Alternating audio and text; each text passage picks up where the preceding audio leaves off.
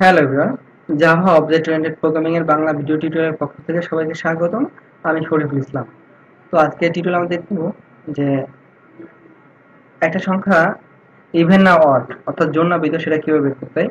আমরা কিন্তু অলরেডি আমাদের থিওরিক্যাল পার্টে সেটা দেখিয়েছি কিভাবে একটা সংখ্যা কিভাবে কিসের জন্য একটা সংখ্যা জোড় হয়, কিসের জন্য একটা সংখ্যা বিজোড় হয়।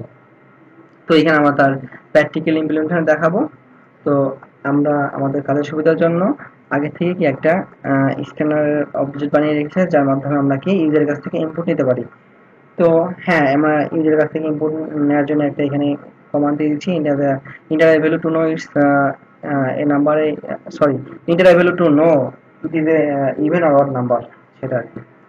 তো আমরা কন্ডিশন দেবো ইফ,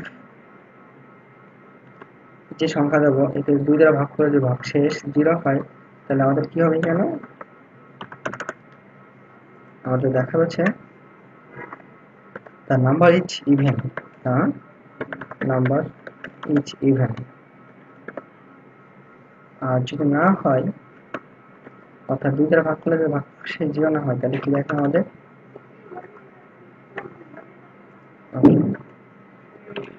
the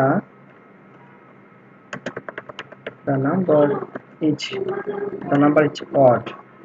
ওকে, তো এখন দেখি আমরা প্রোগ্রামটা রান করে দেখি কি হয়। তো একটা ভ্যালু ইনসার্ট করি 8, তো কি দেখাচ্ছে তার নাম্বার ইজ ইভেন। এরপর আমি আরেকটা ভ্যালু ইনসার্ট করবো, দেখি কি, সেটা 7 ইনসার্ট করি, দ্য নাম্বার ইজ অড। তো আমাদের প্রোগ্রামটিকে রান করেছে। তো আমি আরেকবার বলছি কিভাবে প্রোগ্রামটি কাজ করলো। তো আমি ইউজার একটা ইনপুট দেবে, একটা সংখ্যা দেবে, সেটা জানার জন্য যেটা ইভেন না অড। তো সংখ্যাটাকে যদি দুই দ্বারা ভাগ করলে ভাগশেষ 0 হয়, তাহলে দেখাবে দ্য নাম্বার ইজ ইভেন। আর না হলে অটোমেটিক কি দেখাবে, দ্য নাম্বার ইজ অড। তো এই ছিল আমাদের হচ্ছে ইভেন অড সংখ্যা কিভাবে বের করতে হয়। তো আশা করি সবাই বুঝতে পেরেছেন। তো সবাই ভালো থাকবেন আর আমাদের সঙ্গে থাকবেন। দেখা হবে পরের টিউটোরিয়ালে।